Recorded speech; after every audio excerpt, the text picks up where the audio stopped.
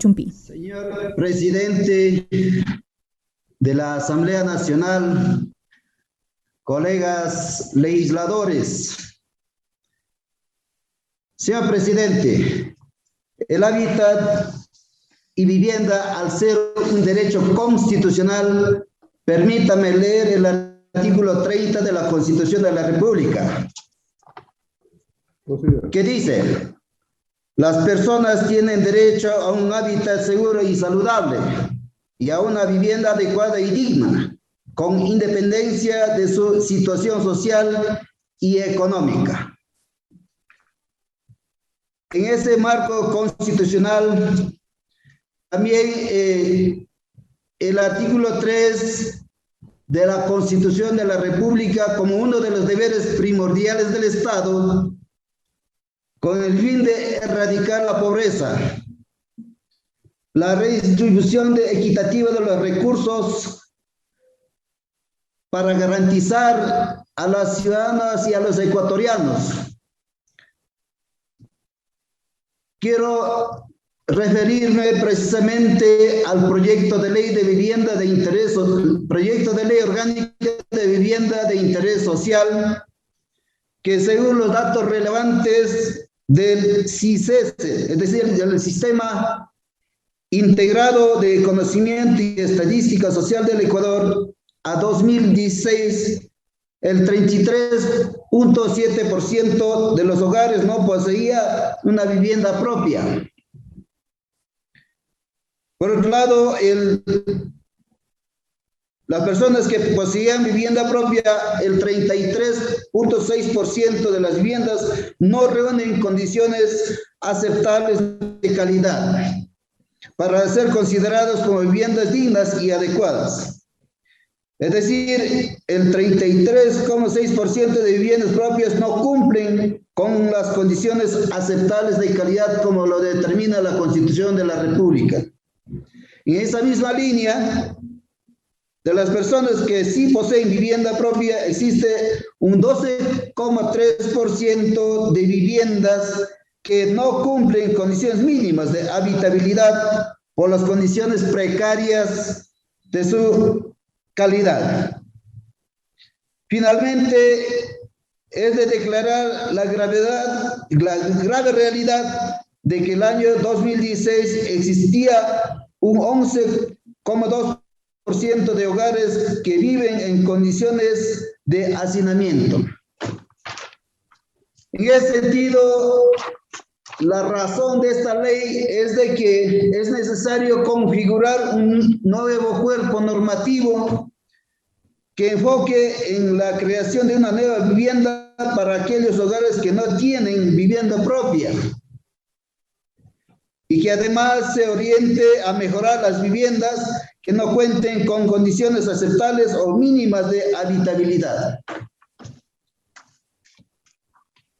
Como bien procedió con la lectura el señor prosecretario, la presente ley fue presentada el 18 de julio de 2018, la misma que fue abocado el conocimiento ante la Comisión de los Gobiernos Autónomos, Descentralización, Competencias y Organización del Territorio el 12 de febrero de 2019. El 21 de abril de 2022 la Comisión abocó el conocimiento del presente proyecto de ley y aprobó el informe del primer debate del proyecto de ley orgánica de vivienda de interés social. La presente ley fue socializado con 34 instituciones, tanto organismos públicos y privados, y también organizaciones gremiales y organizaciones sociales. Dentro de las observaciones recibidas, señor presidente y colegas legisladores, se recibieron 16 observaciones, así como también se recibieron las comparecencias de las 6 organizaciones en la comisión. Se realizaron la socialización en territorios del proyecto de ley y todas las observaciones fueron sistematizadas debidamente. analizadas también por el Pleno de la Comisión hasta el marzo de 2021. Proyecto de ley. El proyecto de ley busca adecuar la normativa sobre vivienda de interés social a las normas constitucionales y los estándares internacionales. Dejar de lado las soluciones que buscan incrementar el número de beneficiarios de proyectos de ley de vivienda y garantizar que la vivienda de interés social cumpla con las condiciones de ser adecuada y digna. Establece una regulación mucho más efectiva que no existe hasta el momento en temas de vivienda de interés social. Buscar incentivar la construcción eliminando las trabas administrativas, estableciendo la figura de arrendamiento como opción de compra. Este proyecto de ley no implica un aumento en el presupuesto general del Estado.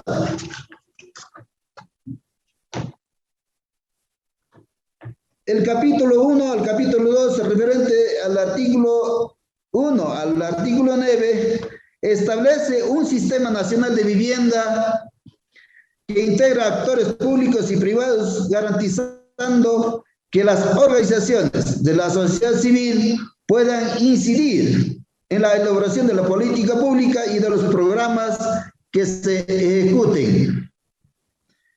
Se establece las atribuciones de los diferentes niveles de competencia, dejando claro el rol que deben cumplir los gobiernos autónomos descentralizados municipales y metropolitanos en el ejercicio de su competencia del uso de suelo sobre la base de las normativas previstas en el COTA. En el capítulo 3, del artículo 10 al artículo 16, se definen los tipos de vivienda de interés social, sus condiciones mínimas para ser consideradas adecuada y digna de acuerdo con los parámetros nacionales e internacionales, y la obligatoriedad de los gobiernos autónomos descentralizados municipales y metropolitanos de verificar el cumplimiento de los estándares nacionales al momento de aprobar los proyectos de vivienda. En este capítulo se clarifica que la vivienda de interés social debe ser construida en suelo habilitado y con acceso a los servicios públicos, salvo la vivienda de suelo rural que no altere su vocación productiva. El capítulo 4, del artículo 17 al artículo 24 de la presente ley, en el capítulo 4 se establecen los incentivos tanto para la construcción de vivienda como su mejora.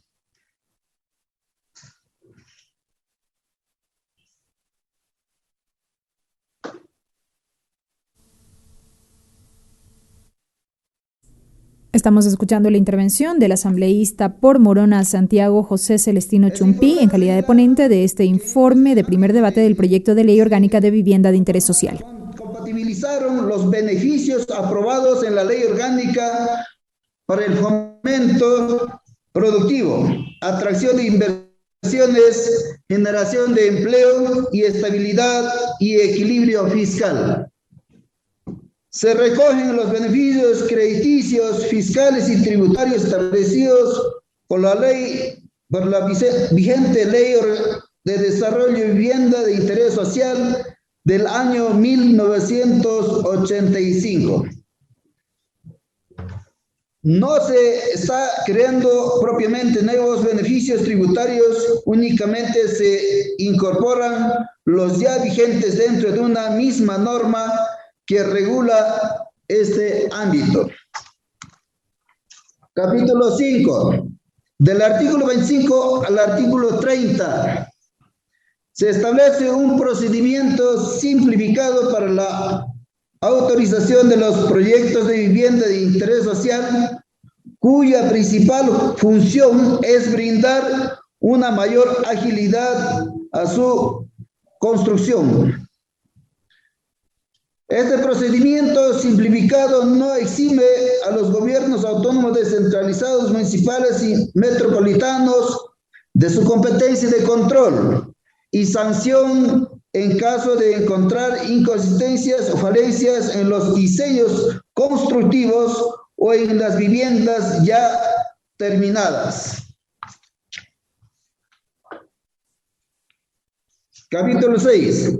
Del artículo 31 al artículo 34 se establece el Sistema Nacional de Vivienda de Interés Social, una herramienta tecnológica que permita que tanto la oferta como la demanda de esta vivienda se pueda encontrar de manera ágil y oportuna.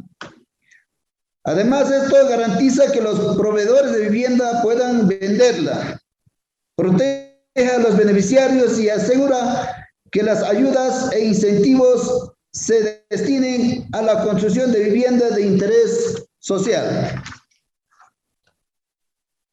Finalmente, el capítulo 7, del artículo 35 al artículo 46, queridos compañeros legisladores, se crea un nuevo contrato que permite que las personas que por sus ingresos económicos no son considerados sujetos de crédito pueden acceder a una vivienda bajo la modalidad de arrendamiento con opción de compra.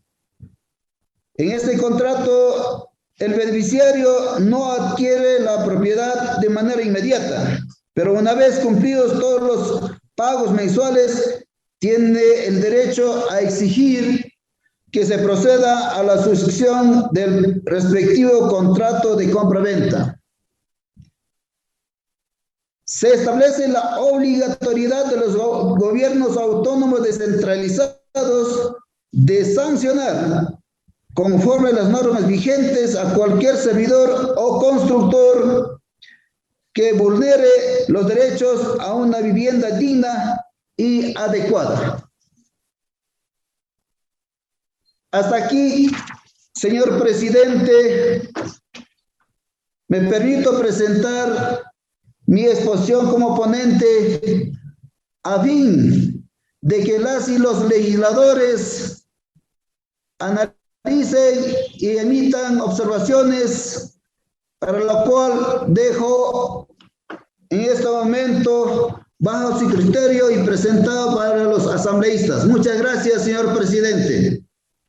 Gracias, estimado asambleísta.